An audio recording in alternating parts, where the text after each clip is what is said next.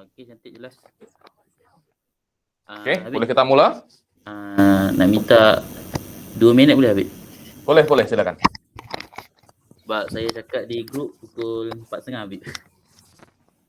Tak apa. Kita kurang 4 minit pun okey, tak ada masalah. Tertidur saya, ya Allah, penatnya. Tak ada istri ni pening bala. Habib sampai pukul apa Habib? Saya kemarin sampai maghrib lah, mau maghrib pukul 7 macam tu. Sampai rumah kira-kira isya. Ah,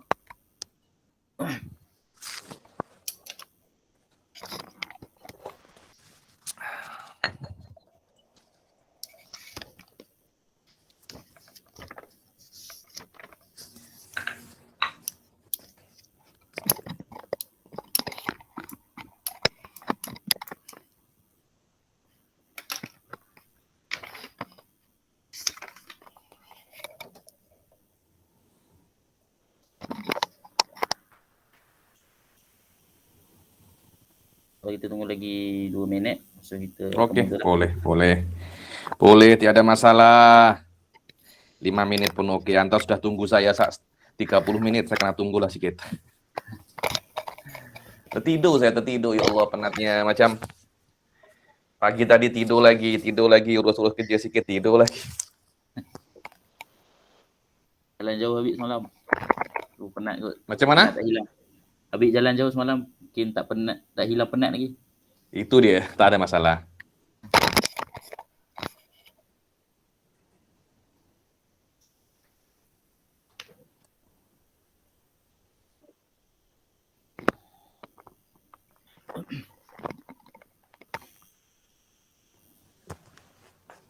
Kalau siapa ada yang nak bertanya soalan, boleh. Silakan. Salah nak bertanya soalan.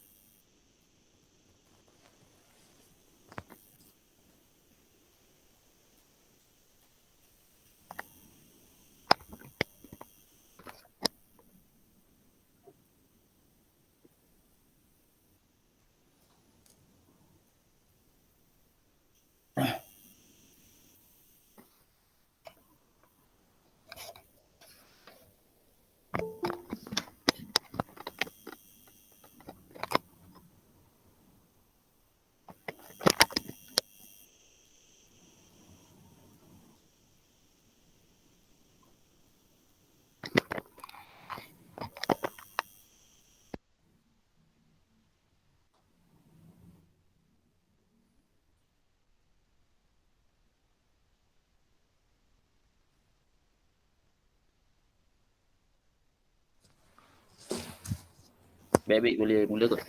Boleh mula? Okey, sekejap.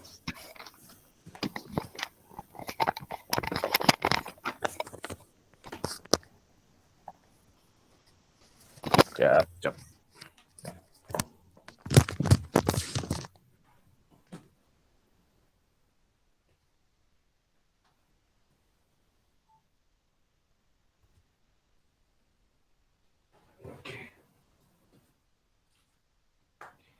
Bismillahirrahmanirrahim. Assalamualaikum warahmatullahi ta'ala wabarakatuh. Alhamdulillahirabbil alamin wassalatu wassalamu ala sayyidil mursalin wa ala alihi wa sahbihi wa man tabi'ahum bi ihsanin ila yaumiddin. Nawaitu ta'alluma wa ta'lim wa naf'a wal intifa wal ifadah wal istifadah wal hatha ala tamasuki bi kitabillahi ta'ala wa sunnati rasulihi wa du'a ilal huda wa dalalata alal khairi wa tiqa'a mardatihi wa qurbihi wa thawabihi subhanahu wa ta'ala. Allahumma faqihna fiddin wa alimna ta'wil, rabbi shrah li sadri wa yassir li amri wahlul 'uqdatam min lisani yafqahu qawli waj'al li waziran min ahli. Bismillahirrahmanirrahim. Alhamdulillah, kita jumpa lagi di kelas keberapa ini Ustaz? Kelas ke-7 Habib.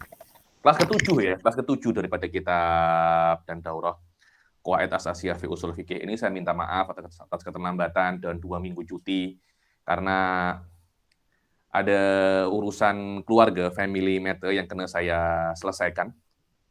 Nah, alhamdulillah sudah settle semua. Ini kena balik lagi dan saya kena kodok semua kelas-kelas daurah yang saya tinggalkan ini. Allahul musta'an. Karena dosa saya bukan hanya satu, banyak, yaitu 2 minggu kena saya kodok semua. La haula wala quwata illa billah. Ala kullin, nuwasil haditsana. Kita teruskan, kita punya pengajian di dalam kitab ini. Pertemuan yang lalu kita sudah menyelesaikan pasal hakikah wal majaz ya, dan saya katakan pasal hakikah wal majaz ini adalah di antara perkara yang paling penting dan sangat penting di dalam di dalam usul fikih. Karena bagaimana kita berbicara akan ditentukan kefahamannya terhadap orang yang mendengar percakapan kita daripada apakah kalam kita itu hakikah ataupun majaz. Jaidan. Walaupun hakikah wal majaz ini sebenarnya urusannya di dalam ilmu lughah, tapi dipakai atau dibahas dalam ilmu usul fikih karena mempunyai hubungan yang sangat erat dengan mabahis usul fikih. Sekiranya para usuliyun itu mengatakan kalau ada apa-apa, kalau seumpamanya anta belajar usul fikih, kemudian ada mabahisul lughah, tak iyah pergi ke mabahisul lughah, langsung saja baca semua yang ada dalam usul fikih. Maknanya untuk memahami usul fikih, anta tidak perlu untuk membaca kitab selain usul fikih. Itulah sebenarnya hakikat dan sir kenapa ada mabahis-mabahis yang mungkin kita melihat pembahasan yang sama dibahas di dalam kitab di dalam fan yang berbeza. Wallahu alam. Adapun babul amr, al-amr maknanya perintah. Bagaimana ketika ada itu perintah? Ini bukan hanya perintah Allah ya kan, tetapi semua perintah. Bagaimana cara Anda itu memahami perintah? Cuma di dalam kitab Kualitas Asasiyah ini Said Muhammad bin Alawi berbicara khas tentang perintah Allah. So, tengok. Nanti akan ada beberapa contoh tentang perintah-perintah Allah dan apa maknanya.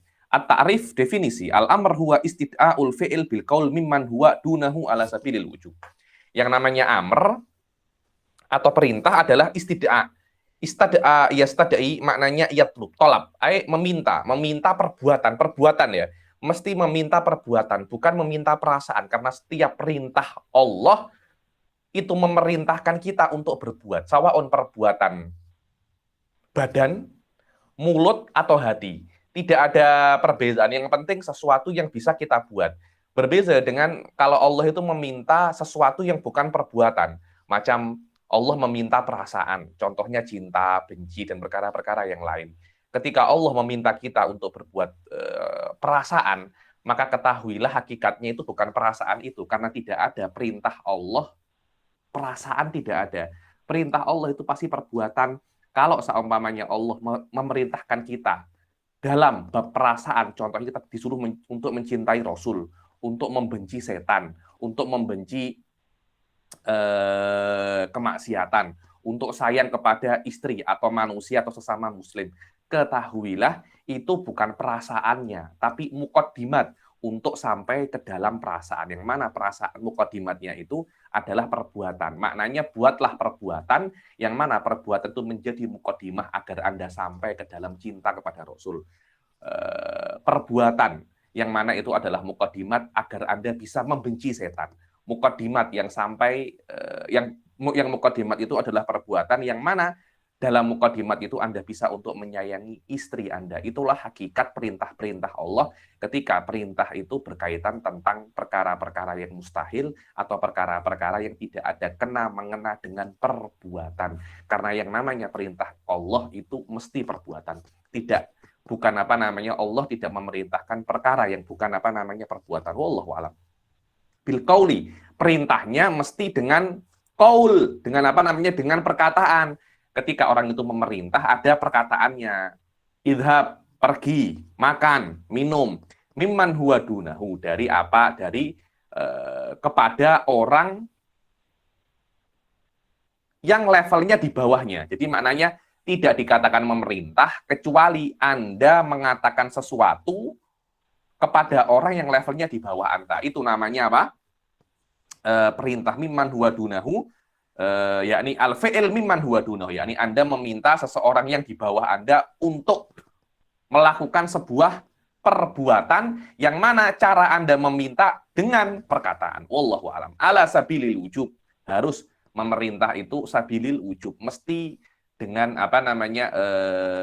wujub, bukan perkara yang sunnah, karena al-asal fil amr huwal wujub. Maknanya kalau Allah memerintahkan, itu maknanya adalah perintah yang wajib. Sampai Anda menemukan dalil bahwasanya perintah ini adalah bukan perintah yang wajib. Wa qauluna istid'aul fi'il ay talabul fi'il. Wa qauluna bil qauli ay la bil isyarah wa nahwiha. Perkataan kita istid'aul fi'il meminta perbuatan, maknanya istid'a ay talab, meminta sebuah perbuatan. Dan perkataan kami bil qauli maknanya kalau Allah itu memerintah bukan dengan isyarat, tapi dengan apa namanya? Tapi dengan perkataan. Wa qauluna mimman huwa dunahu ay talabu dzalikal fi'li mimman wujida dunat tolib, maknanya harus yang memerintahkan levelnya lebih tinggi daripada yang diperintah. Wa huwa ay al istid'a in kana minal musawi ilal musawi yusamma iltimasan. Wa in kana minal adna ilal a'la summiya su'alan au du'a. Dibilang istid'a meminta sebuah perbuatan. Kalau yang meminta dan yang diminta itu levelnya sama, macam Ustadz Azri dan Ustadz Ammar, kan sama-sama kawan kan? Kawan itu tidak ada yang lebih tinggi atau lebih rendah. Lah kalau lebih tinggi lebih rendah itu namanya bos dan employers, pekerja dan bos. Tapi kalau kawan kan tidak ada yang lebih tinggi, sama, setiap kawan levelnya sama dengan kawannya yang lain. Kalau Ustadz Ammar mengatakan kepada Ustadz Azri, nanti Habib Ali tolong live dengan Habib Ali. Nah, itu bukan perintah, itu bukan perintah, tapi itu namanya iltimas. Adapun kalau bos menyuruh kepada pekerja menyuruh kepada bosnya, itu namanya bukan amr, itu namanya doa. Macam kita meminta kepada Allah, ya Allah berilah aku kesehatan, ya Allah berilah aku rezeki yang banyak. Itu namanya bukan memerintah Allah, walaupun sigohnya itu adalah sigotu fi'lin, sigotu amrin. Bukan, itu bukan kata-kata perintah, tapi kata-kata doa atau meminta. Kenapa? Karena kita levelnya lebih rendah daripada Allah Subhanahu wa taala. Begitu pula anak kepada orang tua. Ketika, "Mak, minta uangnya." "Mak, uang." Itu bukan memerintah, itu minta. Karena levelnya anak lebih rendah daripada levelnya orang tua. Murid kepada guru, pekerja kepada bos. Jika ada kata-kata yang menunjukkan perintah, itu maknanya bukan perintah, tapi apa? Soal atau doa. Doa atau meminta. Wasighatul amr wal amr yakunu bi if'al. Sighatul amr, kan perintah itu kan adalah Anda meminta perbuatan kepada orang yang di bawah Anda dengan perkataan. Nah, perkataan itu macam mana? Apakah meminta perkataan itu dengan cara Anda itu membunyikan bunyi-bunyi yang pelik? Tidak, ada sighah yang khas. Ada cara yang khas, yang mana cara yang khas itu kalau Anda katakan, Anda dikatakan sudah memerintah. Sighahnya adalah if'al.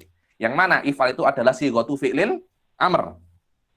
Fal amr yakunu bif'al ay bi kulli fi'lin yadullu alal amr bi hayatihi nahwu akrim wa ahsin. Maknanya if'al ini bukan hanya sighatu if'al saja, tapi setiap sighah, yang mana sighah itu adalah sighatu fi'lil amr dengan segala macamnya. Karena kadang-kala sighatu fi'lil amr itu if'al, ada yang af'il, ada yang tafa'al, ada yang tafa'al, ada yang isim fi'il amr, contohnya alaika, apalagi had. Nah, semua itu adalah kata-kata yang menunjukkan perintah. Suf tengok bikul di fi'lin ya dulu alal amr. Dengan setiap fi'il, maknanya if'al, dengan segala sighahnya, dengan segala binanya, yang mana bina ataupun sighah ini menunjukkan perkara yang amr. Dan tidak hanya dengan sighatu if'al saja, tapi dengan semua macam fi'lul amr, bahkan isim fi'il amr juga menunjukkan itu adalah perintah. Contohnya adalah akrim dan ahsin. Akrim dan ahsin wazannya itu af'il, bukan if'al, tapi tetap dikatakan itu adalah fi'lul amr. Tetap dikatakan itu adalah perintah. Yang mana kalau Allah mengatakan af'il atau ahsin, akrim atau ahsin menunjukkan akrim itu adalah wujub, kalau Anda tidak melakukannya Anda berdosa. Begitu pula ahsin juga wujub, kalau Anda tidak melakukannya Anda itu berdosa. Wahia hakikatun fil wujub, hada huwa hakikah. Kita sudah bicara hakikah dan majaz kan di pertemuan yang lalu. Makna hakikatun fil wujub, maknanya ketika Anda melihat fi'lul amr, ketahuilah makna fi'lul amr itu yang berasal daripada Allah ataupun selainnya, menunjukkan itu adalah perkara yang wajib. Cuma ketika wajibnya Allah itu Anda berbuat mendapat pahala, Anda tinggalkan mendapat dosa. Tapi wajib daripada saya atau Ustadz Ammar, tidak ada kena-mengena dengan itu. Itu hanya apa namanya kalau saya berkata, kalau saya memerintahkan, nanti dicari ya apa namanya biografi ulama fulan ini. Itu bukan maknanya kalau Anda tidak cari Anda mendapat dosa, tidak. Saya tidak mempunyai kemampuan untuk membuat perintah saya itu mendapat dosa. Kalau meninggalkannya, kalau melakukannya mendapat pahala, tidak. Mungkin saya akan hanya cuma marah saja, saya akan pukul saja, itu saja. Tapi kalau perintahnya Allah khususon ada dosa dan pahala. Itulah makna at-tahsin wa takbih apa namanya? Akliyain.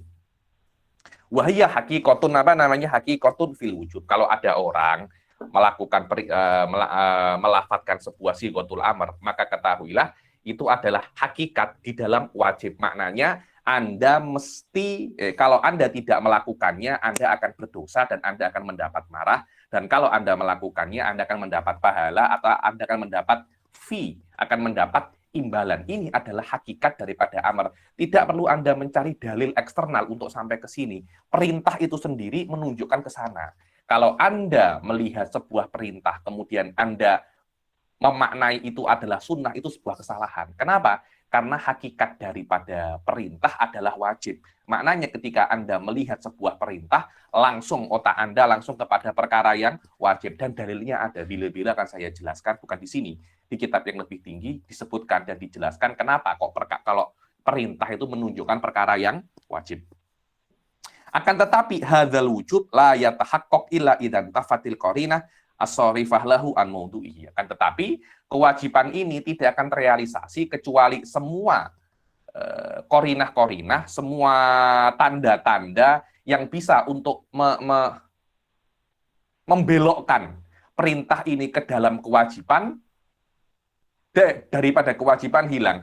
Ini penting sekali ya, ketika Allah contohnya mengatakan kepada kita wa aqimus shalah. Anda ketika melihat perintah wa aqimus shalah ini saja tanpa melihat faktor-faktor lain sudah menunjukkan bahwasanya mendirikan sholat adalah perkara yang wajib. Walaupun Allah tidak mengatakan wa aqimus sholati wujuban. Kata-kata wujuban tidak perlu Allah sebutkan untuk memaknai wa aqimu ini adalah perintah yang wajib. Tidak perlu semacam itu. Cukup Allah mengatakan wa aqimus sholah menandakan bahwasanya perintah sholat itu adalah perkara yang wajib. Cuma orang-orang mujtahidun mempunyai tugas yang lebih ekstrim, mempunyai tugas yang lebih susah.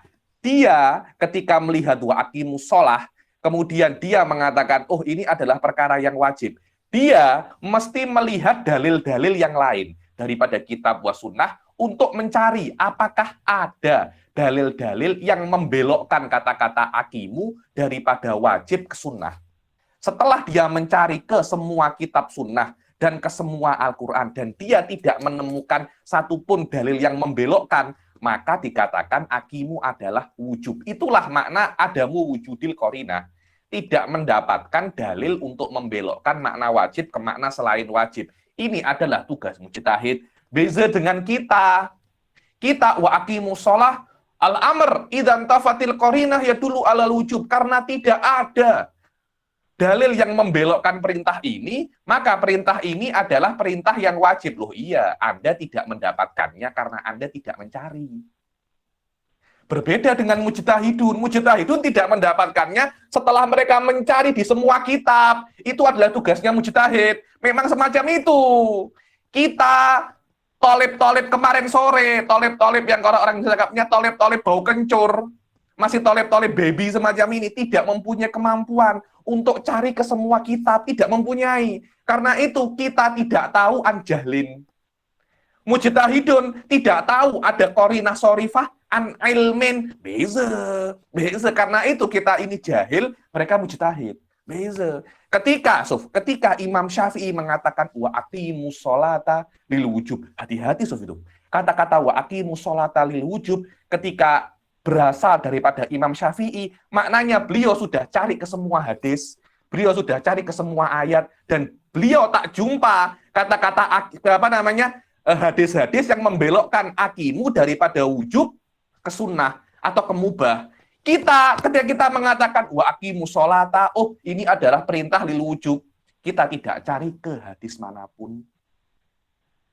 Jadi qauluna al-amru lil wujub mabniun alal jahl. Wa qauluhum al-amru mabniun alal wujub.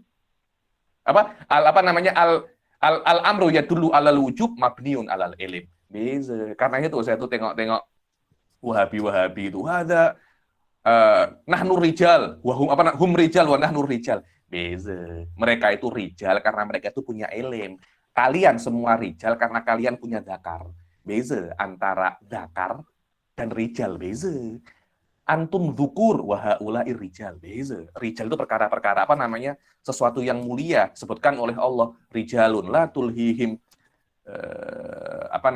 la tulhihimud dunya rijalun sodaku ma'ahadullah. Kalau orang-orang Wahabi ini dukur, bukan bukan rijal, farkun adim syattana ma bainahuma. Karena itu usul fikih ini belum dibahas dengan seksama dan bukan dengan hakikatnya. Kata-kata lil wujub, tengok kata-katanya Sayyid Muhammad. Lakinna hadzal wujuba la yatahaqqaqu illa idzan tafatil qarinah as-sarifah lahu an maudu'ihi. Akan tetapi makna if'al yang menjadikan makna itu wajib tidak akan terrealisasi kecuali hilang semua qarinah, faktor-faktor eksternal ataupun internal yang membelokkan if'al daripada wujub ke selain wujub. Lah tidak mungkin bisa Anda mengetahui tidak ada kecuali Anda sudah research. Bayangkan Imam Syafi'i dulu ketika cakap wa aqimu lil wujub, langsung di otaknya itu ada macam maktabah syamilah, enter, ting, langsung semua hadis dia research semua. Semua ayat dia research semua. Oh, tidak ada. Semacam itu. Setiap ulama, semakin ulama itu mujtahid mutlak, semakin tinggi ilmunya, maka versi maktabah syamilah yang ada di otaknya semakin baru, semakin kitabnya semakin banyak. Ini adalah hakikat daripada mujtahid mutlak. Wallahu a'lam. Ini yang saya pahami ya. Dulu tuh pernah saya jelaskan masalah syakul ulama wa syakul juhala. Ada namanya syak. Syak itu kalau ada sebuah hukum, ada sebuah perkara, para ulama tidak tahu hukumnya. Oh, ini hukumnya mungkin halal, mungkin haram. Maknanya pada masalah ini mereka cari ke semua hadis itu 50% menunjukkan halal, yang 50% menunjukkan haram di dalam satu masalah. Maknanya banyak sekali hadis yang berbenturan, yang mereka ketahui berbenturan. Kalau kita ditanya sebuah masalah, ana asyukku annahu halal atau haram, iya, karena Anda tidak tahu dalil. Karena itu Anda ragu, ini halal atau haram, karena Anda tidak tahu dalilnya. Ini namanya syakul juhala. Syakul juhala. Syaknya orang yang bodoh, karena tidak tahu dalil. Mereka, syaknya para ulama, litadharubil adillah. Karena bertentangannya banyak sekali dalil di dalam otak mereka. Karena itu mereka tidak bisa memutuskan ini halal ataupun haram, mereka perlu lebih banyak waktu. Wallahu a'lam.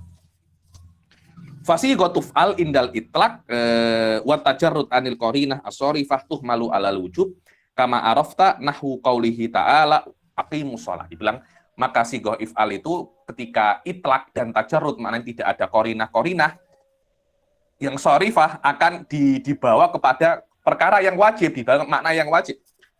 Contohnya qauluhu ta'ala wa aqimus shalah. Contohnya adalah ayat wa aqimus shalah. Makna aqimus shalah tanpa adanya qarinah menunjukkan bahwasanya aqimu menunjukkan adalah salat adalah perkara yang wajib. Wala takunu sighatuf al dalatan alal wujub ma'a wujudi dalilin annal murada al ibahatu awin nadab. Dan sighah if'al tidak menunjukkan kepada kewajiban kalau ada dalil yang membelokkan daripada wajib ke ibahah, kepada perkara yang mubah atau perkara yang sunnah. Fa'in wujidat dalilul ladzi yadullu ala annal amra li ghairil wujub fala nutlikuhu alal wujub. Kalau ada dalil eksternal ataupun internal, jangan-jangan yang membelokkan perintah itu daripada wajib ke selain wajib, kita tidak boleh mengatakan perintah, kata-kata perintah ini adalah untuk kewajiban. Kita mesti mengatakan bahwasanya ini sunnah ataupun mubah. Bal inna sorfal amri hina idin anil wujubi wajibun. Bahkan membelokkan makna amr daripada kewajiban pada saat itu adalah perkara yang wajib. yakni Anda memaknai amr itu sunnah atau mubah pada saat ada dalil menunjukkan kepada makna itu hukumnya wajib. Bukan amrnya wajib, membelokkan daripada kewajiban itu hukumnya apa? Wajib. Kita tunggu adzan kejap.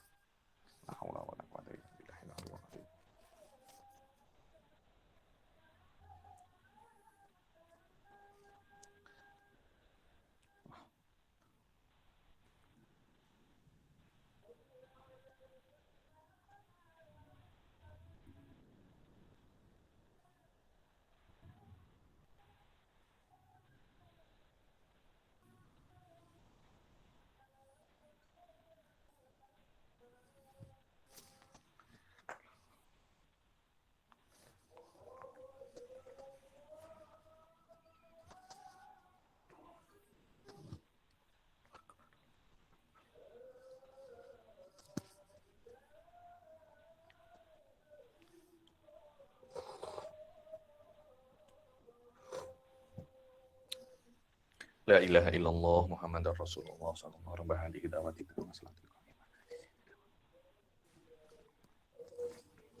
Ayo. Wa yuhmalu alal murad minhuma ay min nadbin au ibahatin. Maka ketika ada dalil atau faktor eksternal atau internal yang membelokkan makna perintah daripada wajib ke selain wajib, maka kita mesti memaknainya ke sana ya, ke sunnah kah atau ke mubah kah. Contohnya adalah ayat ya ayyuhalladzina amanu kulu min thayyibati ma razaqnakum. Wahai orang-orang yang beriman, kulu. Kata-kata kulu itu apa? Makanlah, kata-kata perintah itu kul. Kata-kata apa? Perintah loh. Apakah maknanya makan itu wajib? Kalau saya tidak makan, kalau saya tidak makan saya berdosa. Tidak lah, kalau kita tidak makan kita berdosa itu. Semua orang obesity semua. Saya tidak akan melihat Ustadz Ammar atau Ustadz Azri yang kurus semacam ini. Mungkin mereka punya berat bisa sampai 200 kilogram. Maknanya makan itu bukan perkara yang wajib.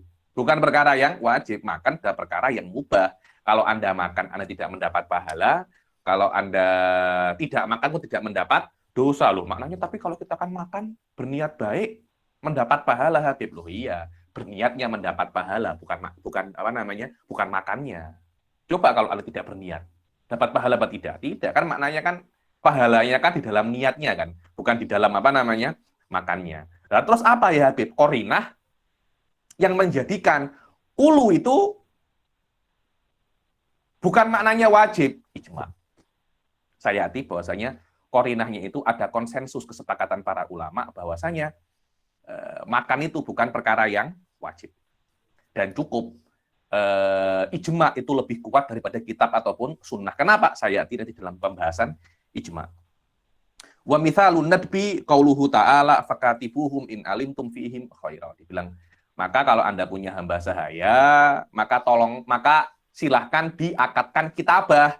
Jadikanlah mereka itu mukatab. Apa itu mukatab? Mukatab secara umum adalah hamba sahaya yang akad yang membuat hamba sahaya itu bisa merdeka dengan cara mereka menyerahkan sejumlah uang yang disepakati antara kedua belah pihak. Saya punya hamba sahaya namanya Z. Ya Z, kalau Anda bisa memberikan saya uang 10.000 ringgit dalam waktu 3 bulan, maka Anda merdeka. Itu namanya akdul kitabah. Lah, menjadikan akad semacam ini itu sunnah, karena kalau Z bisa bekerja dan memberikan kepada saya uang 10.000 ringgit, maka dia akan akan merdeka dan tidak menjadi hamba sahaya lagi. Karena Islam tidak menyukai penghambaan, karena itu dijadikan perkara-perkara semacam kafaroh, itu semuanya itqur raqabah. Tabah itu sunnah, disalah kalau orang-orang itu mengatakan bahwasanya Islam itu suka terhadap penghambaan, Islam itu suka slavery, karena di dalam kitab-kitab fikih ada babul etik, babul kitabah. Oh salah lah, kalau Islam menyukai penghambaan, kenapa? Orang membunuh itqur raqabah, orang melanggar sumpah itqur raqabah, orang dihar itqur raqabah. Dijadikan itqur raqabah itu adalah amal yang paling besar. Dan untuk orang menjadi hamba sahaya, sebabnya disempitkan. Dan cara untuk memerdekakan hamba sahaya diluaskan. Menjadikan bahwasanya Islam memang tidak menyukai penghambaan. Dan hakikat daripada Islam itu adalah bagaimana dekatnya Anda kepada Allah, bukan status sosial. Fal makom fi hadainil mithalaini yaqtadi adamal wujub.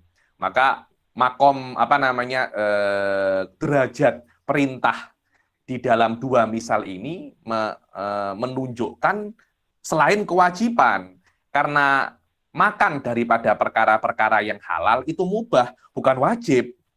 Dan mukatabah daripada muamalat hukumnya sunnah. Kenapa? In takliliyah. Karena ajma'u, karena para ulama sepakat bahwasanya makan ataupun kitabah hukumnya tidak wajib. Sekarang daripada perintah itu, daripada mabhasul amr, ada pembahasan yang lain yaitu al-fawru wa tikror. Apa itu al-fawr? Al-fawr itu bersegera. Kalau Allah memerintahkan kita, apakah kita mesti segera melakukannya? Sekiranya kalau kita tidak segera melakukan, kita akan melakukannya. Segera apa tidak? Lah, segera ini adalah perkara yang asing daripada melakukan atau tidak.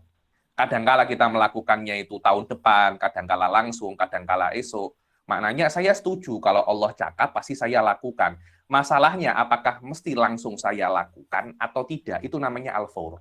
Atikror, apakah ketika Allah itu memerintah saya mesti mengulang-ulang perintahnya Allah sampai saya tidak mampu untuk melakukannya. Atau cukup saya melakukannya hanya sekali saja. Karena satu kali perintah, satu kali perbuatan. Apakah semacam itu? Inilah adalah lawazim dan mutammimat daripada mabhatul amr. Al-for huwal mubadarah bi fi'lil ma'mur bihi akiba wurudil amr. Makna for adalah al-mubadarah, bersegera untuk melakukan sesuatu yang diperintahkan oleh Allah setelah perintah itu ada. Itu namanya al-for. Wal amrul mutlak la yaqtadil fawra walat tikrara illa idza warada ma yaqtadit tikrara. Ini penting sekali kaidah. Bahwasanya perintah yang mutlak hanya sigotul if'al, tanpa ada embel-embel perkara yang lain, tanpa ada koid-koid perkara yang lain. Kalau perintah itu ada, maka tidak menunjukkan segera atau berulang-ulang. Ya sudah, perintah saja. Apakah menunjukkan mesti bersegera? Tidak. Maknanya mesti tidak bersegera? Juga tidak. Tidak mesti bersegera dan juga tidak mesti tidak bersegera. Dia mutlak. Tanpa ada koin. Apakah hanya sekali? Tidak. Loh. Dengan makna kalau Anda berbuat 2 kali, Anda berdosa? Juga tidak. Apakah mesti berulang-ulang? Juga tidak. Terus apa maknanya? Apakah dia itu sekali atau berkali-kali?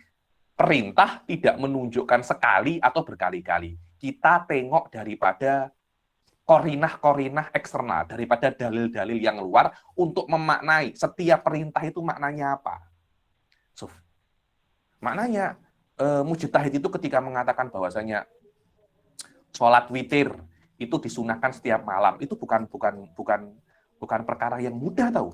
Sholat witir sunnah itu sudah perkara yang susah, sunnahnya setiap malam perkara yang lain lagi, itu memerlukan dalil yang asing-asing.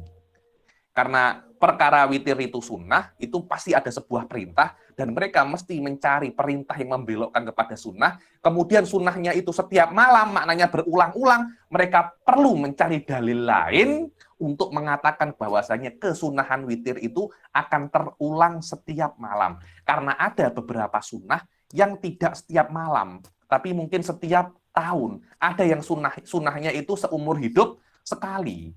Ada yang mungkin setiap bulan, macam-macam. Itu dalil itu, perkara itu sudah dimudahkan oleh para mujtahid untuk kita. Kita cuma tinggal menerima hasilnya sahaja. Wallahu a'lam. Fa idza warada dzalika afadat tiqor. Kalau seumpamanya ada dalil yang menjadikan perintah itu menunjukkan pengulang-ulangan, baru dikatakan memang perintah itu menunjukkan pengulangan. Wa idza qulna innal amra la yaqtadil fawra fala makna dzalika annahu iktarahi. Jadi kalau seumpamanya kita mengatakan, oh, perintah itu tidak menunjukkan melakukannya secara bersegera. Apakah maknanya mesti pending dulu? Tidak, belum tentu. Ini pembahasan mantik agak tinggi ya. Tapi mindset Anda mesti berubah sedikit. Ustadz Ammar mana Ustadz Ammar?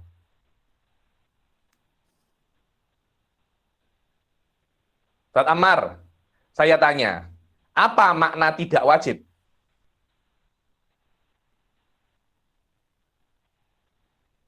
Apa ma tidak wajib Ustaz Amar?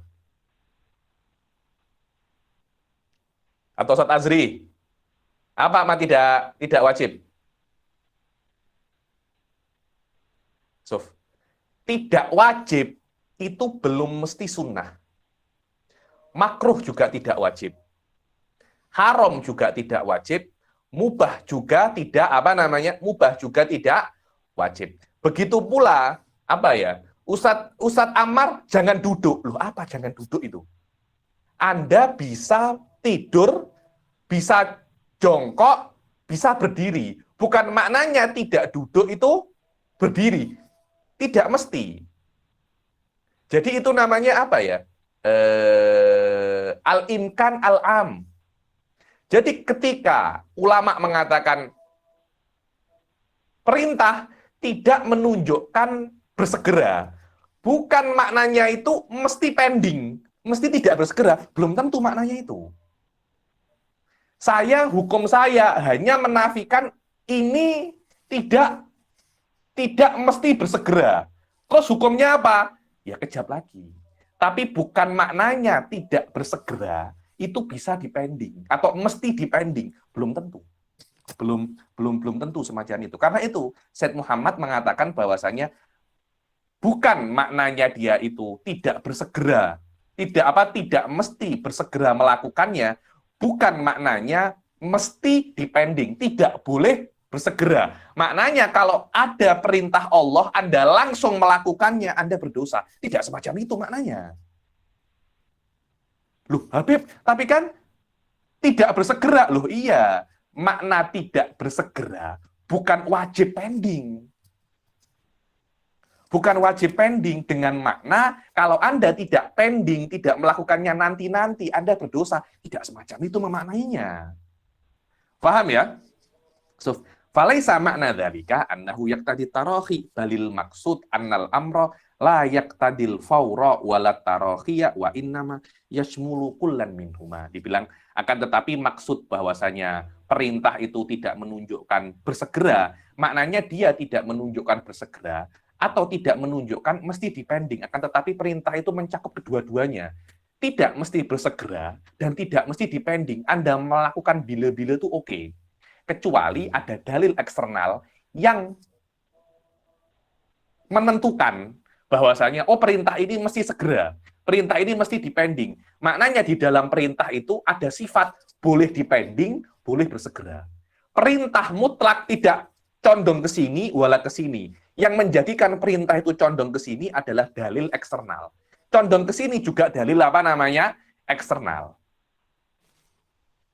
Wa innama yashmulu kullan minhuma. Karena kalau seumpamanya tidak, perintah itu tidak menunjukkan pending. Setiap perintah mesti menunjukkan bersegera. Maknanya ketika Allah mengatakan sesuatu, Anda mesti bersegera untuk melakukannya. Tidak boleh untuk pending. Nanti kalau ada dalil yang menunjukkan pending, tidak boleh. Karena dalil itu menunjukkan tanakut.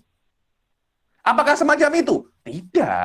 Terus macam mana? Perintah itu menunjukkan, perintah itu mempunyai dua sifat. Ya imma sifat bersegera, ya imma sifat boleh pending. Nah, mana yang benar? Saya tidak tahu. Mungkin ini. Kita tengok daripada dalil yang lain. Macam fi'lul mudhari'. Fi'lul mudhari' itu menunjukkan hal atau mustakbal. Loh, yang mana? Ya tidak tahu saya. Tengok konteksnya macam mana. Karena itu ada huruf-huruf yang yukhallisul mudhari' lil istiqbal. Contohnya an taf'al. Ketika ada an sebelum taf'al menunjukkan fi'lul mudhari' itu untuk mustakbal, bukan untuk hal. Atau sa taf'al. Lah, sa taf'al itu menunjukkan fi'lul mudhari' untuk istiqbal, bukan untuk hal. Tidak bisa Anda mengatakan sa taf'al maknanya sekarang dia berbuat. Ghalat ada. Ghalat. Dan fi'lul mudhari' tidak menunjukkan istiqbal, tidak. Kalau film menunjukkan istiqbal, kata-kata sa tidak ada gunanya. Tidak ada gunanya. Atau taf'al al-an. Tanakut. Karena itu fi'lul mudhari' bisa menunjukkan hal dan bisa menunjukkan istiqbal. Lah mana yang benar? Ya saya tidak tahu. Tengok konteksnya macam mana. setiap kala mempunyai konteks yang berbeda. Loh, apakah aqimus shalah itu untuk for atau tarohi? Ya saya tidak tahu. Kata-kata aqimus shalah bisa untuk for, bisa untuk tarohi. Yang menentukan ini for atau tarohi, tengok korinah-korinah eksternal, tengok dalil-dalil yang lain yang menentukan apakah amr ini untuk tarohi atau untuk for. Dan setiap amr bisa tarohi dan bisa untuk for. Dua sifat ini adalah dua sifat sifatan al-mumkinatan li amrin wahid. Tidak mungkin dua sifat ini ada secara bersamaan di satu amr. Kalau saya nak cakap dia itu kok di dalam mantik itu munfasilatun mani'atu jam'in wa khulu. Mani'atu jam'in wa khulu. Karena ada salah satu, tidak mungkin hilang dua-duanya. Karena ada salah satu dia. Yang menentukan mana yang ada itu ulama yang tahu, bukan kita yang tahu. Kita hanya bisa mengetahui bahwasanya amr itu qad ya dulu alal for wa qad ya dulu ala tarohi. Lah amr ini untuk tarohi atau for secara real itu bukan gelanggang kita. Saya kena jujur ya, itu bukan gelanggang kita. Gelanggang Anda memahami masalah ini. Kemudian praktikalnya, mungkin kalau untuk Ustadz Ahmad atau Ustadz Azri perlu 20 tahun, 30 tahun untuk belajar, baru bisa untuk mulai praktikal. Karena itu ilmu usul fikih itu bukan ilmu calang-calang. Ilmu calang-calang. Setelah Anda memahaminya, Anda kena praktikal. Kalau Anda tidak praktikal, tidak akan mungkin Anda menjadi usuli. Orang pandai kedokteran tak pernah tengok pasien, tidak akan menjadi dokter dia. Sama, ulama belajar usul fikih tidak akan menjadi usuli atau fuqaha kecuali dia benar-benar praktikal pasien mereka. Wallahu a'lam. Faqad ya'ti lil fauri kal wajib al mudayyak mithlu shalawatil khams fi awqatiha dhayiqah. Kadangkala perintah itu untuk faur seperti sholat 5 waktu yang sudah masuk ke akhir waktunya, yakni wajib mudayyak itu yang mana waktunya sama dengan perbuatannya. Oke, sholat duhur perlu berapa menit? 5 menit. Waktu sholat duhur tinggal 5 menit. Itu baru namanya apa? Alal fur. Maknanya perintahnya dan waktunya sama, macam puasa. Puasa kan sekali puasa yang mulai subuh sampai tenggelamnya matahari. Itu, oh tidak, saya akan mulai puasa lepas duhur. Tidak boleh. Puasa itu mulai awal waktu puasa Anda kena puasa. Kenapa? Karena puasa itu wajibun mudayyak. Lawannya wajibun muwassa. Wajib muwassa itu adalah waktunya lebih banyak daripada perbuatannya. Waktunya 3 jam, sholat duhurnya hanya 5 menit. Yakni Anda boleh sholat di menit pertama, 5 menit pertama, 5 menit kedua, jangan sampai 5 menit terakhir. Kalau sudah 5 menit terakhir, sholat duhur menjadi faur, menjadi wajib mudayyak. Itu perbedaan antara wajib mudayyak dan wajib muwassa. Faqad ya'ti lit tarohi kal hajj. Kadangkala haji itu kadangkala perintah itu untuk tarohi. Allah memerintahkan kita untuk haji, tapi apakah langsung haji? Kan tidak kan. Bila-bila Anda boleh haji dengan syarat sebelum Anda mati. Oh, saya tahun depan mati. Zon, dokter cakap ini adalah tahun terakhirmu. Saat itu Anda wajib haji. Karena sudah menjadi mudayyak sudah. Kalau sekarang, oh Ustadz Ammar masih muda lagi, Ustadz Azri masih muda lagi, wajib haji tahun depan nggak? Tak wajib. Kenapa? Padahal Allah memerintahkan untuk haji. Kenapa? Karena perintah haji itu alat tarohi. Bila-bila Anda boleh haji, tapi jangan sampai sebelum Anda mati. Wa hadza huwa shahih ar-rajih indal muhaqqiqin minal usuliyin. Dan ini adalah yang benar dan kuat menurut muhaqqiqin daripada usuliyin. Dan hasilnya bahwasanya perintah itu tidak menunjukkan bersegera atau pengulangan, akan tetapi perintah hanya memberi faedah kepada kita bahwasanya Anda wajib melakukan apa yang diperintahkan. Tidak menunjukkan perintah itu bersegera atau perintah itu berulang-ulang.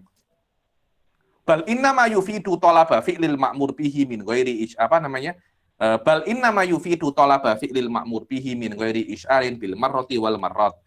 Akan tetapi yang namanya perintah itu hanya menjadikan Anda itu wajib untuk melakukan apa yang diperintahkan. Tidak perlu sekali atau banyak kali. Cuma sekali itu wajib, bukan daripada jumlahnya, tapi daripada perintahnya. Sekali, yakni al-marrah yufhamu minal amri luzuman la mutabaqatan. Maknanya ketika ada Allah mengatakan sholat, Tidak mungkin Anda melakukan perintah Allah kecuali Anda sholat sekali. Maknanya kata-kata sholat tidak ada kata-kata sekali, cuma lazim daripada perintah.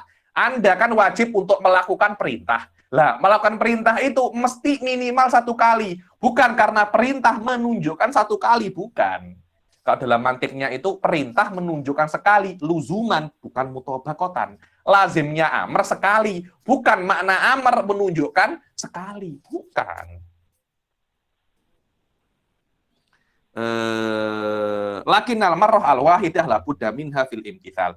Fahiya min daruriyatil ityan bil ma'mur bihi illa idza dalla dalilun ala qasdi tikrar fayuhmalu ala tikrar. Maka sekali itu daripada doruriyat, daripada perkara-perkara yang doruri di dalam kata perintah, di dalam di dalam perintah untuk melakukan apa yang diperintahkan, minimal Anda harus buat sekali, kecuali ada dalil eksternal yang menjadikan Anda wajib untuk mengulang-ulangi perintah itu. Seperti contoh perintah sholat 5 waktu. Ketika Allah memerintahkan atau Rasul memerintahkan kita sholat 5 waktu, bukan maknanya sekali, seumur hidup sholat dia sekali. Macam kawan saya ada habis haji, sholat di Masjidil Haram, saya tak ada sholat lagi. Kenapa? Sudah banyak sholat saya. 1 kali sholat 100.000. Kalau Anda nak, saya beri sikit. Kurang ajar saya bilang kawan saya itu. Tak semacam itu. Difahaminya, tak semacam itu. Ketika Allah itu menyuruh kita untuk sholat, ada dalil eksternal yang menjadikan sholat itu mesti terulang-ulang sampai Anda mati. Apa itu dalilnya? Ya tengok di kitab-kitab hadis, bukan di sini. Kal amri bi sholawatil khamas wa shaum ar-ramadan suf wa man syahida minkum syahra falyasum. Barang siapa yang melihat bulan Ramadan, puasa. Setiap Anda melihat bulan Ramadan, puasa. Tahun ini melihat puasa, tahun ini melihat puasa. Terus selama Anda mendapati bulan Ramadan, Anda wajib berpuasa. Begitu pula al-amru bizakah, perintah untuk zakat. Setiap ada nisab dan haul zakat. Nisab haul zakat, nisab haul zakat. Itu namanya apa? Perintah itu mesti terulang-ulang. Illa idza warada ma yaqtadihi bi an ulliqa wa illa idza warada ma yaqtadihi bi an ulliqa ala syartin aw sifatin fa innahu yaqtadi tikrara bihasabi tikraril muallaq alih. Begitu pula perintah itu menunjukkan pengulangan kalau perintahnya itu dikembalikan kepada sebuah syarat atau sifat, maka setiap ada syarat itu atau sifat itu perintahnya juga mesti terulang. Contohnya wa in kuntum junuban fattoharu. So, fattoharu adalah kata perintah, bersucilah. Loh, bersuci itu adalah jawab syarat daripada wa in kuntum junuban. Wa in kuntum junuban fi'lu syarat. Jawabnya apa? In kan harfu syarat kan? Kuntum fi'ilnya. Kalau kalian junub, bersucilah, mandilah. Maknanya mandi akan terulang selama syaratnya itu ada. Lah, walaupun fattoharu ini adalah fi'lul amr, cuma dia menunjukkan terulang-ulang karena sebelumnya ada syarat. Maknanya perintah ini ditaklikkan kepada syarat atau ditaklikkan kepada sifat azaniyatu wazani. Kata-kata azaniyah adalah dzatun muttasifatun bizina. Orang yang mempunyai sifat zina. Maknanya setiap ada orang mempunyai sifat zina, fajlidu, jilidlah cambuklah 100 kali. Setiap dia zina, cambuk. Oke, sudah selesai cambuknya. Esok zina lagi, cambuk lagi. Esok zina lagi, cambuk lagi. Terus semacam itu. Azaniyatu wazani, yang pertama adalah tak syarat, yang kedua adalah sifat. Azaniyatu wazani fajlidu kulla wahidin minhuma mi'ata jaldah. Fatakarruru toharoti bitakarruril janabati. Fatukarroru toharotu bitakarruril janabati. Maka bersuci diulang-ulang dengan berulangnya janabah. Wa yukarrorul jaldu bitakarruriz zina. Dan cambuk 100 kali diulang-ulang dengan berulangnya berzina. Wa in kana mutlaqon bi an lam yu'allaq ala syartin aw sifatin lam yaqtadid tikrar. Kalau seumpamanya dia itu mutlak. Mutlak itu maknanya perintah saja, tidak ada embel-embel syarat atau sifat, seperti aqimus sholata. contohnya aqimus sholat, tidak ada sifatnya, juga tidak ada syaratnya, maka tidak menunjukkan tikror ataupun apa namanya, atau marroh, kecuali dengan dalil yang eksternal. Wa yuhmalul mu'allaq al-madhkur alal marroh aidon bi qarinatin ka qoulihi ta'ala walillahi 'alan nasi hajjul baiti man istata'a ilaihi sabila. Kemudian wa yuhmalul mu'allaq al-madhkur. Lah, kan dalilnya kalau seumpamanya kaidahnya fi'lul amr, kalau tidak ada syaratnya atau sifatnya bisa berkali-kali, bisa hanya sekali. Kalau ada syaratnya atau sifatnya, dia akan terulang dengan terulangnya syarat ataupun sifat. Kadangkala walaupun ada syaratnya sekali. Ajib ada. Iya. Contohnya apa? Walillahi 'alan nasi hajjul baiti man istata'a ilaihi sabila. Dan Allah mempunyai hak kepada manusia untuk haji kalau mereka itu mampu. Man istata'a, kata-kata man adalah syarat. Man istata'a ilaihi sabila lillahi 'alan nasi al-hajj. Macam itu. Barang siapa yang mampu untuk pergi ke tanah suci, maka dia wajib untuk haji. Syaratnya untuk haji adalah mampu pergi ke tanah suci. Maknanya, kalau kaidahnya setiap Anda mampu, Anda wajib untuk haji. Mampu, wajib untuk haji. Oh, Ustadz Azri tahun ini mampu, wajib haji. Tahun depan mampu, wajib untuk haji. 2 tahun lagi mampu, wajib untuk haji. Kalau kita nak ambil kaidahnya bahwasanya perintah yang didahului dengan syarat, perintah itu akan terulang-ulang dengan terulangnya apa? Syarat, dan perintah untuk haji didahului dengan syarat. Maka setiap adanya syarat, maka Anda wajib untuk haji. Seharusnya semacam itu. Cuma kaidah ini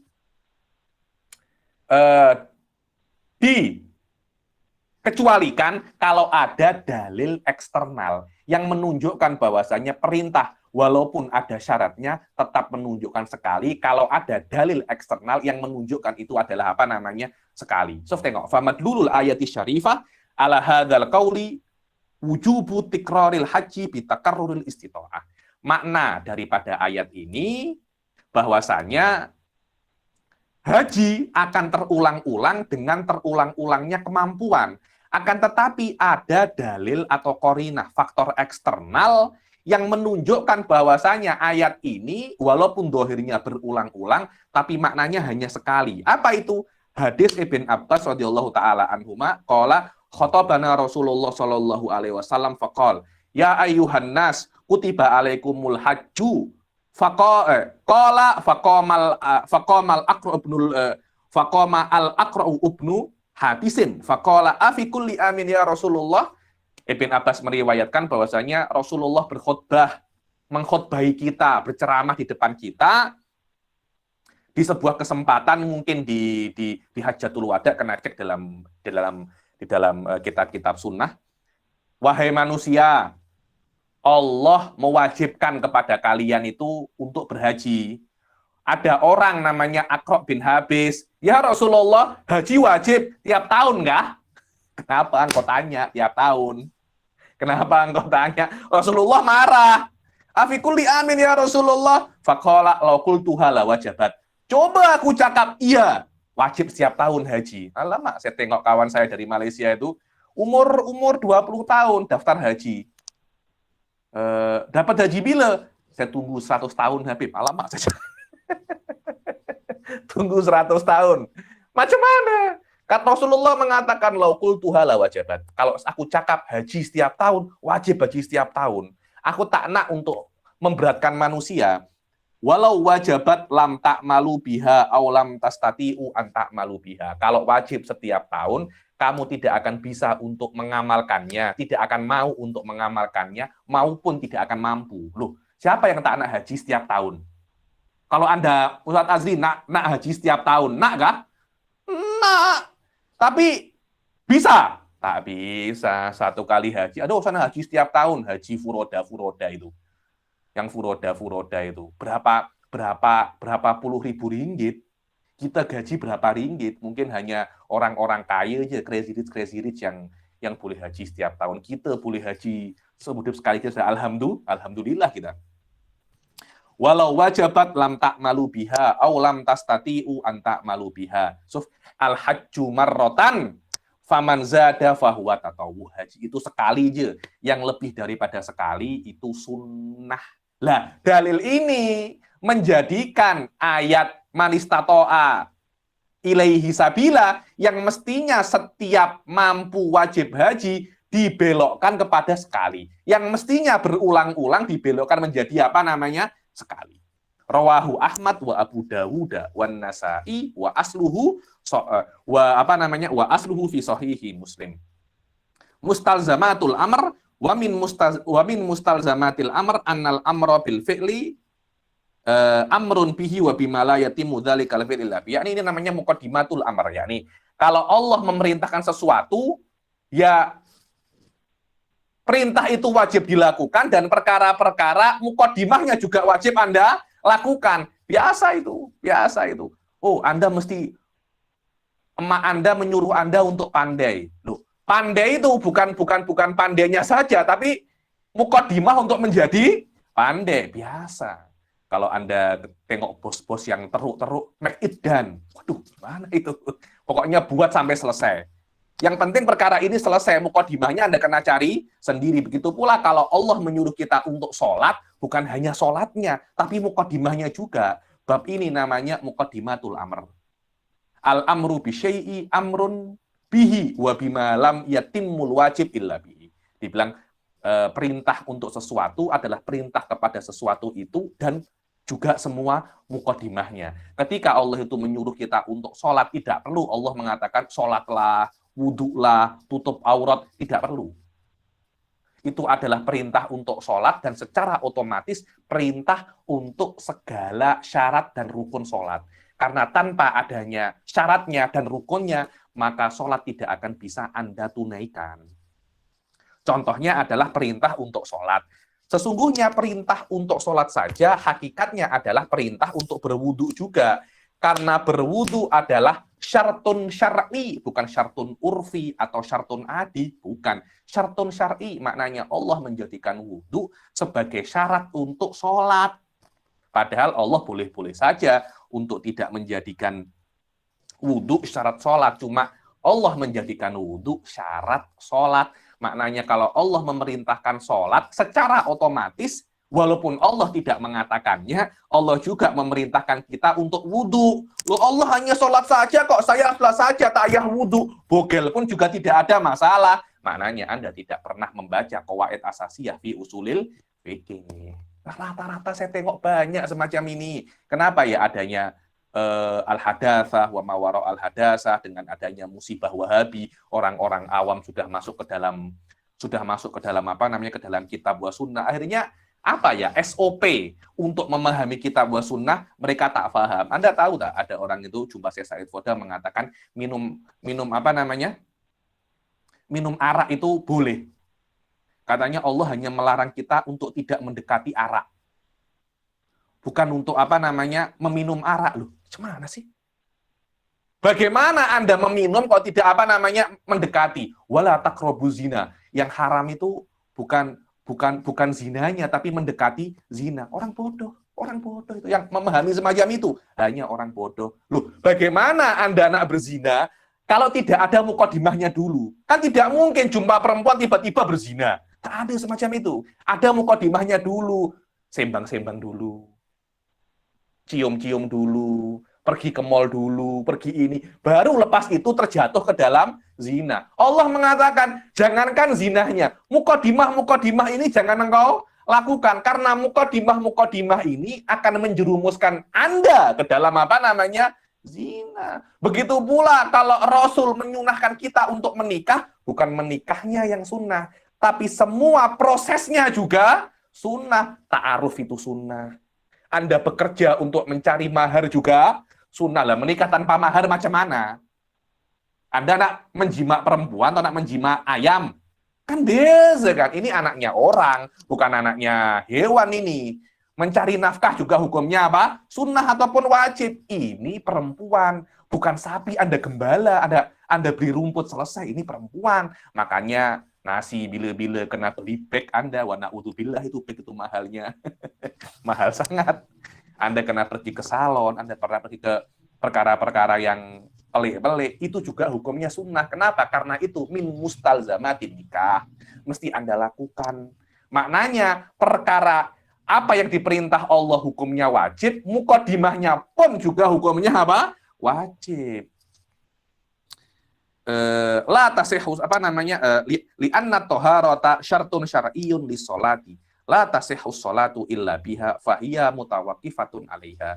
Karena bersuci adalah syarat sholat. Tanpa adanya bersuci, Anda tidak bisa untuk sholat. Begitu pula, wa kadzalika huwa amrun bi tahsili kulli syai'in li sholat kasatril aurah wa istiqbal qiblah. Begitu pula, perintah untuk sholat bukan hanya perintah untuk berwudu. Semua syarat sholat seperti menutup aurat, menghadap kiblat. Anda sebelum sholat mesti menghadap kiblat. Loh, saya tidak tahu di mana kiblat. Ya, Anda kena belajar mencari arah untuk kiblat. Saya tidak belajar, Anda berdosa. Nah, sekarang macam mana? Sekarang kalau saya belajar bagaimana menggunakan apps di HP, bagaimana cara apps untuk kiblat, itu hukumnya wajib. Kenapa? Kalau Anda tidak tahu kiblat, Anda tidak tahu arah lintang apa namanya garis lintang, garis bujur, garis ini yang untuk menentukan di mana arah kiblat.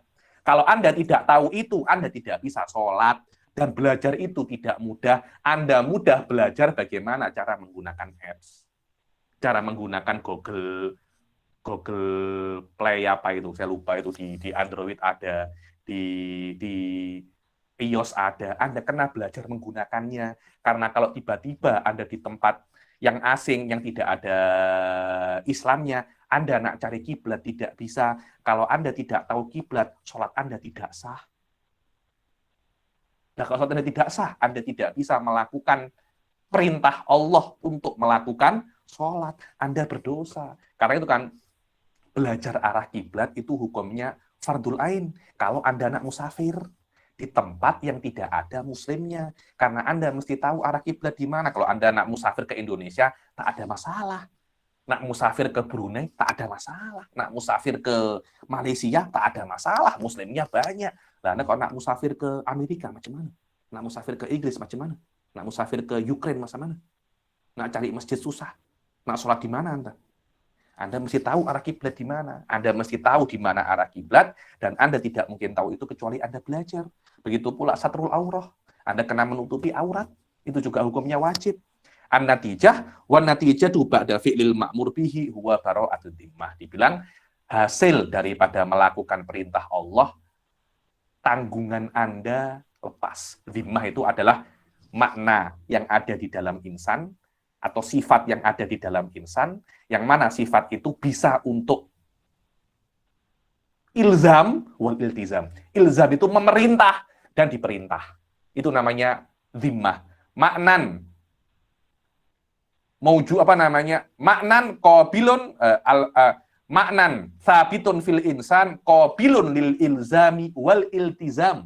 Itu namanya dhimmah. Sebuah sifat yang ada pada manusia. Karena ada sifat itu pada manusia, manusia bisa memerintahkan orang lain dan bisa untuk menerima perintah daripada orang lain atau daripada Allah Subhanahu wa Ta'ala. Kalau Allah memerintahkan Anda mempunyai tanggungan pada diri Anda. Ketika Anda melakukannya, tanggungan itu apa namanya? Hilang. Hilangnya tanggungan itu namanya bara'atud dhimmah.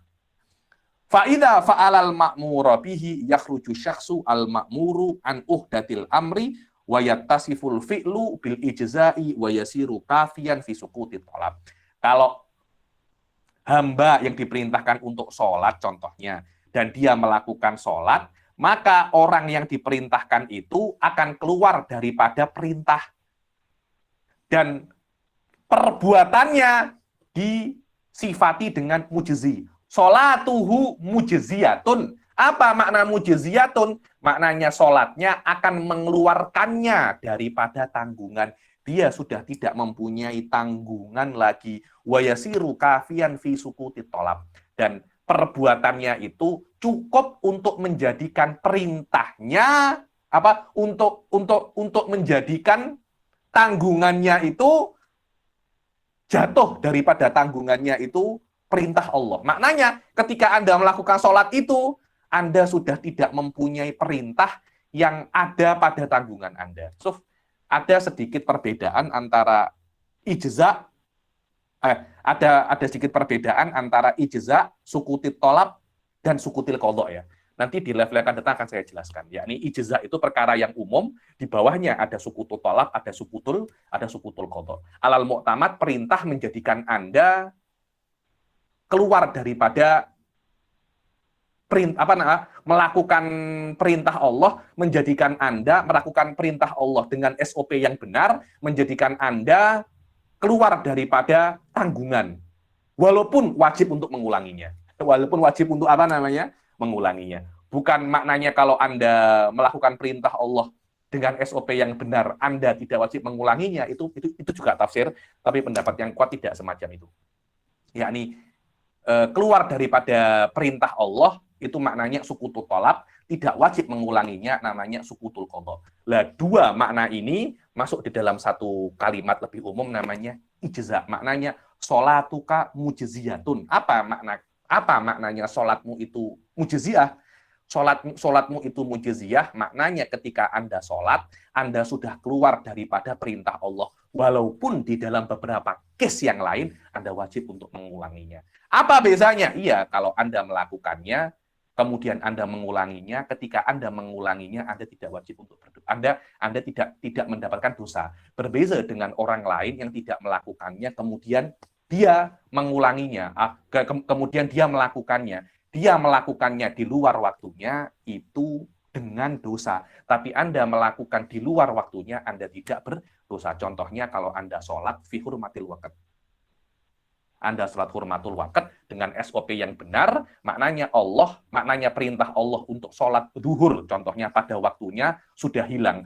Kemudian Anda mengulanginya di waktu maghrib setelah Anda mendapatkan sutroh dan air, Anda mengulangi lagi sholat duhur, itu tidak berdosa. Berbeda mungkin dengan saya yang ketika duhur saya tidak sholat karena tidak ada baju dan sarung saya najis, saya tidak sholat. Kemudian maghrib saya sholat duhur qadhaan, itu saya dianggap berdosa. Kenapa? Karena saya ketika duhur saya tidak sholat hurmatul waqt. Itulah maknanya sukutul tolab wa sukutul qadha. Insya Allah detailnya di kitab yang lebih tinggi insya Allah. Dengan ini selesai sudah babul amr. Insya Allah yang akan datang kita akan masuk babun nahi. Sekarang silahkan yang nak tanya.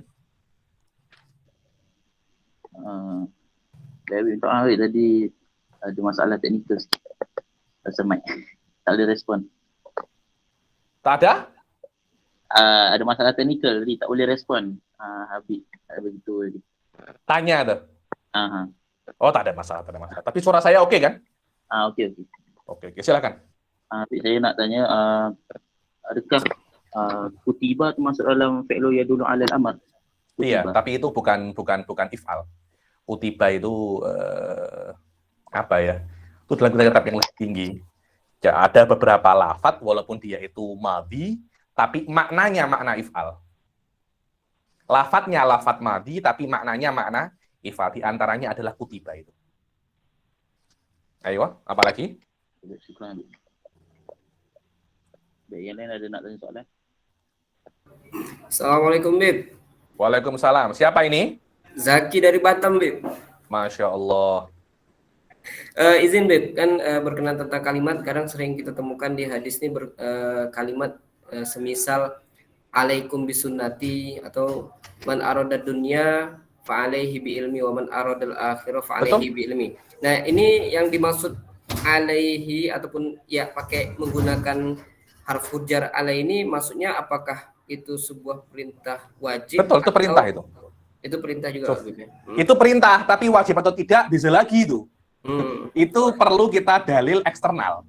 Itu perintah. Kenapa? Karena alaihi, alaika, alaihim itu namanya isim fi'il amr. Isim fi'il amr. So, tengok ya, contohnya yang Anda katakan man aroda dunya fa alaihi bil ilm. So, man aroda. Barang siapa yang menginginkan dunia, maka wajib baginya untuk belajar. Ada semacam talazum di situ. Talazum antara mendapatkan dunia dengan ilm. Maknanya, tidak mungkin dunia Anda dapatkan kecuali Anda mendapatkan ilmu. Ya kalau Anda nak dunia, Silahkan, Anda mesti menempuh jalan ilmu, belajar apa, cara dagang kah, atau apa. Lah kalau Anda ingin dunia tidak berilmu, Anda mungkin berdosa. Benar itu. Saya katakan mungkin Anda berdosa. Saya beri contoh ya. Orang nak kaya, tapi dia hanya berzikir saja. Mungkin berdosa tahu itu. Kenapa? Karena menyalahi perintah Rasul. Saya nak kaya, apa nak saya buat? Saya nak berzikir. Mungkin itu berdosa. Kenapa? Karena jalan untuk mendapatkan dunia bukan dengan berzikir. Jalan untuk mendapatkan ilmu agama bukan dengan caranya berzikir. Maknanya hal-hal semacam itu bisa Anda katakan maknanya wajib, karena ini adalah namanya sunnatullah. Alaikum bisunnati. Wajib kalian tamasuk dengan sunnah saya. Maknanya sunnah saya adalah apa yang sudah saya ajarkan. Ya iya, memang itu wajib hukumnya. Anda nak ikut ajarannya siapa? Ikut ajarannya Obama kah? Kan tak mungkin. Ayo, silakan. Oke, baik. Terima kasih, Bib. Sama-sama. Ya, Habib. Ya, Assalamualaikum. Waalaikumsalam. Siapa ini? Ya, ini Amin dari Malaysia. Dari mana? Dari Malaysia, Melaka. Melaka, Masya Allah. Lama ya, sudah Habib, ke Malaka. Ya, jemput. Silakan. Mau tanya, itu bara'atul dhimma boleh dijelaskan sekali lagi tak? Itu Oke. maksud yang Al-Habib kata qabilul ilzam walil ilzam. Bukan bara'atul dhimmahnya ya, dhimmahnya itu. Dhimmah itu adalah sebuah sifat yang ada pada manusia. Orang-orang kita, orang Melayu, orang Indonesia mungkin sering memaknai dhimmah itu tanggungan. Dhimmah itu tanggungan. Yakni tanggungan itu adalah sebuah sifat, macam ilmu, macam kudroh, ada pada diri manusia. Yang mana sifat itu bisa menjadikan Anda menerima perintah dan memberi perintah. Itu adalah lazim daripada sifat dhimmah. Lah, karena Anda bisa menerima perintah, Allah memerintahkan kepada Anda untuk sholat. Maknanya Anda, di dalam tanggungan Anda ada perintah sholat. Ketika Anda melakukan perintah sholat, tanggungan Anda itu bari, suci, kosong, empty. Sebelum Anda melakukan perintah sholat, ada satu yang belum Anda lakukan daripada perintah. Apa itu? Sholat. Tanggungan Anda terisi dengan perintah. Ketika Anda melakukannya, tanggungan Anda apa? Empty lagi. Itu namanya bara'atul dhimmah. Itu namanya bara'atul dhimmah. Paham? Insyaallah. Syukran, Habib. Paham. Afwan. Jarang orang menjelaskan dhimmah itu. Cuma saya tengok beberapa research PhD atau master cakap pasal ini. Al-dhimmah wa atharuha fil fiqhil islami atau makna dhimmah. Saya kira perlu. Minimal ada beberapa jurnal yang bahas pasal dhimmah ini karena penting dhimmah itu. Dhimmah ini penting. Dan jarang orang membahasnya. Saya pun dulu itu paham dhimmah ini guru saya Syekh Muhammad bin Abdullah bin Basri ketika saya belajar fiqhul muqarran menjelaskan pasal dhimmah ini. Maknan mustaqirrun fil insan qabilun lil ilzami wal iltizam. Fi'lan definisinya fi mahal ya. Definisinya sangat detail sekali. Makna-makna sifat macam dalam diri kita ada sifat ilmu, ada sifat iradah, ada sifat kudroh, juga ada pada manusia itu sifat dhimmah. Apa itu? Bisa untuk memerintah karena Anda mempunyai dhimmah, macam saya perintah kepada Ustadz Amar tadi. Ustadz Amar, kelasnya pending 30 menit. Dia secara moral kena mengkabarkan kepada grup bahwasanya pending 30 menit. Tanpa adanya dhimmah pada diri saya dan dhimmah pada Ustadz Ammar, dia tidak akan mempunyai rasa nak mengkabarkan itu. Karena itu adalah sesuatu yang ada pada insan. Karena adanya dhimmah itu, saya bisa memerintah dan saya bisa untuk menerima perintah. Wallahu a'lam. Assalamualaikum Habib. Waalaikumsalam. Siapa ini? Saya Dia Habib dari Jawa Timur. Oh, ahlan wa sahlan. Ibu Dia. Saya keturunan Tulungagung Habib. Masya Allah, Tulung Agung mana? Saya dari Tulungagung. Nggih. Habib Nggih, mau tanya, monggo. yang berkenaan dengan masalah amar ini, bagaimana bisa satu imam mujtahid dengan yang lainnya itu kemudian mentakwilkan hadis ini perintah haram, ini perintah makruh atau bagaimana gitu Habib? Bagaimana dia Biasa, lakukan? Nggih, nggih. biasa. Makasih nuwun, Habib. Nggih, paham saya paham. Jadi gini, Ibu-ibu Diah ya. Sebenarnya hadis-hadis memang mereka itu para hadis semua itu ya, itu memang mempunyai potensi untuk berbeda pemahaman. Memang Allah dan Rasulnya membuat hadis semacam itu, tidak mempunyai satu makna yang paten. Kadangkala satu hadis itu mempunyai beberapa makna. Jadi ada perintah, contohnya autiru ya ahlal Quran, autiru ya ahlal Quran. Kata-kata autiru apa? Innallaha witrun yuhibbul witra. Fa'autiru ya ahlal Quran. Allah itu witir, Allah itu ganjil dan suka perkara yang ganjil. Maka sholat witirlah wahai ahli Quran. Autiru, kata-kata autiru itu kan maknanya kan perintah. Perintah itu maknanya kan wajib. Imam Syafi'i ketika melihat hadis-hadis yang lain, mendapatkan bahwasannya ada hadis lain yang mengatakan yang wajib hanya sholat 5 waktu.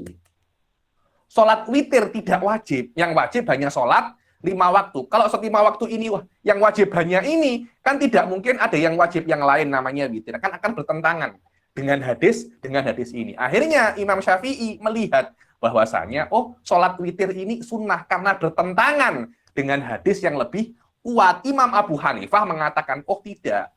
Kita bisa untuk menambahi sholat 5 waktu wajib plus sholat witir. Loh, kok bisa berbeda, Habib? Loh, memang bisa berbeda. Kenapa? Karena dalilnya tidak nas. Sengaja oleh Rasul dibuat semacam itu agar terjadi perbedaan pendapat. Kenapa? Agar bisa untuk menjadi rahmat. Kalau Anda nak menjadikan witir itu wajib, silahkan sholatlah witir.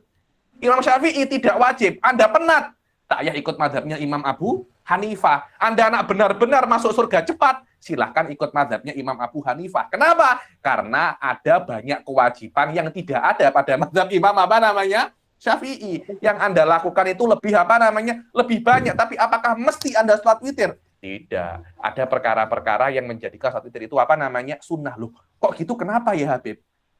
Kalau saya pribadi, Budiah ya, itu ujian. Itu ujian bagi manusia. Memang sengaja Al-Quran dan hadis maknanya itu tidak jelas.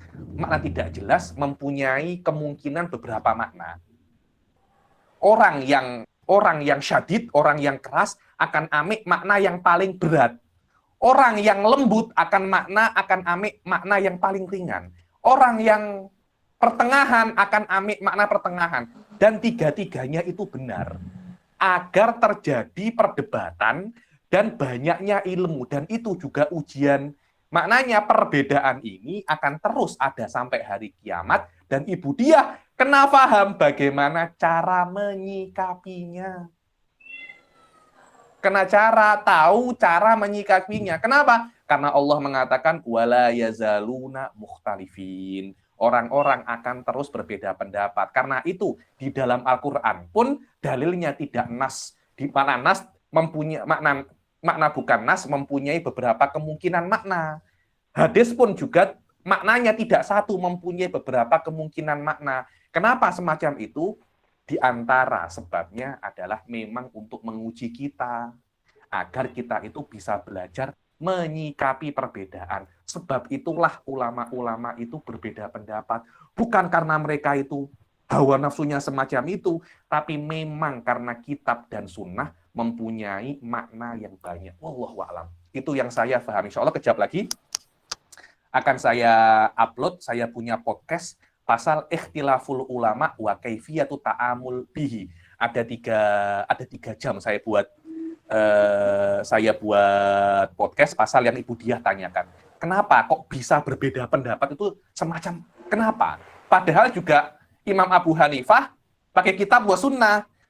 Imam Syafi'i pakai kitab dan sunnah. Kenapa kok bisa berbeda? Kenapa? Padahal dalilnya satu. Autiru ya ahlal Quran, dalilnya satu. Kenapa Imam Abu Hanifah cakap wajib, Imam Syafi'i cakap apa namanya? Sunnah. Kenapa? Karena memang kata-kata autiru bukan nas di dalam wajib. Mungkin wajib, mungkin tidak. Orang yang kuat akan cakap ini wajib. Orang yang tidak terlampau apa namanya, yang kemauannya tidak terlampau kuat, janganlah wajib. Kita cari, mungkin ada dalil-dalil yang mengatakan itu tidak wajib. Maknanya yang cakap wajib atau tidak semuanya akan amik satu daripada Quran dan Sunnah. Dan inilah yang dikatakan oleh Al-Imam Asy-Sya'rani di dalam Muqaddimah Bughyatul Mustarsyidin tentang bagaimana apa namanya perbedaan para ulama. Perbedaan ulama walaupun berbeda, mereka tetap amik daripada sumber yang sama. Kenapa mereka berbeda? Karena itu memang sesuatu yang diinginkan oleh Allah di dalam dunia ini. Wala yazaluna mukhtalifin. Mereka akan tetap mukhtalif sekarang ataupun nanti. Wallahu a'lam, itu dia. Matur nuwun Habib. Nggih, sami-sami. Napa malih? Ini bukan maknanya ikut Imam Abu Hanifah lebih cepat masuk surga, bukan ya? Itu saya katakan kewajiban di dalam mazhab Imam Abu Hanifah lebih banyak daripada kewajiban yang ada di dalam mazhab Imam Syafi'i. Contohnya sholat witir wajib, sholat Idul Adha, apa namanya, sholat Id itu wajib menurut mereka. Jadi apa ya? Amal ibadah mereka mungkin lebih banyak daripada amal ibadah kita. Itu apa namanya, maknanya amalnya mungkin lebih banyak. Juga dosanya kalau tidak melakukan lebih banyak. Jadi kalau ada orang tidak sholat 1 hari, dosanya 6 dalam mazhabnya Imam Abu Hanifah dan 5 dalam mazhabnya Imam apa namanya? Syafi'i. Ya mungkin wallahu a'lam, yang di neraka juga mungkin lebih banyak.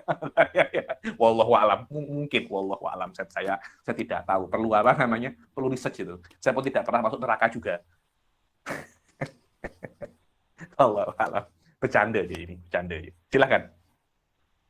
Mau tanya lagi?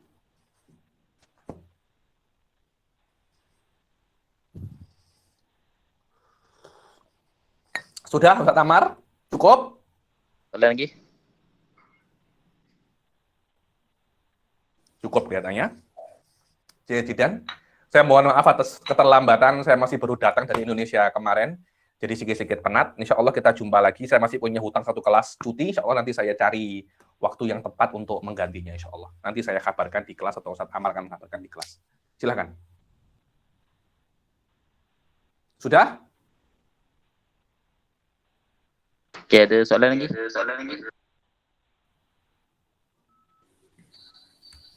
Oke, Jidan, kalau tidak ada, saya akhiri sampai sini. Wabillahi taufiq wal hidayah. Waridha wal inayah. Assalamualaikum warahmatullahi taala wabarakatuh. Waalaikumsalam. Waalaikumsalam warahmatullahi wabarakatuh. Terima kasih. Jumpa lagi.